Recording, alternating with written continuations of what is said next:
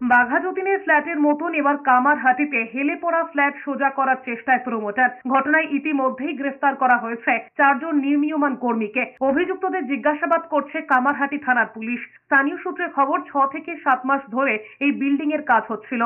Promoter বিক্কু বিল্ডিংটি নির্মাণ করছেন বলে খবর। এলাকাবাসী সূত্রে খবর, বিল্ডিং এর পাশে একটি স্কুল আছে। এমনকি নতুন কোনো বিল্ডিং তৈরি হলে যে নিয়ম মানতে হয় তাও মানা হয়নি বলে দাবি করছেন এলাকাবাসী। প্রমোটার চায়না কোম্পানিকে ডেকে হাইড্রোলিক পদ্ধতিতে বিল্ডিং সোজা করার পরিকল্পনা করছিলেন, তাতে আরো হেলে পড়ে বাড়িটি বলে দাবি। এদিকে এই ঘটনার পর স্থানীয় কাউন্সিলর ঘটনাস্থলে আসেন, বন্ধ করে দেওয়া হয় কাজ।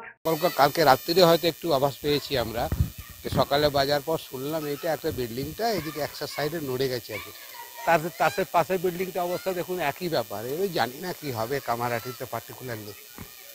একটু কিছুদিন আগেই শুনেছিলাম আপনারা 5 নম্বর ওয়ার্ডে হয়েছিল, এটা সাথে হলো। এন্টায়ার কামারহাটিতে এটা চলছে। খুবই এখানে যারা বাস করে না, খুব খুব ডেঞ্জার, রিস্কে, একবার রিস্কে।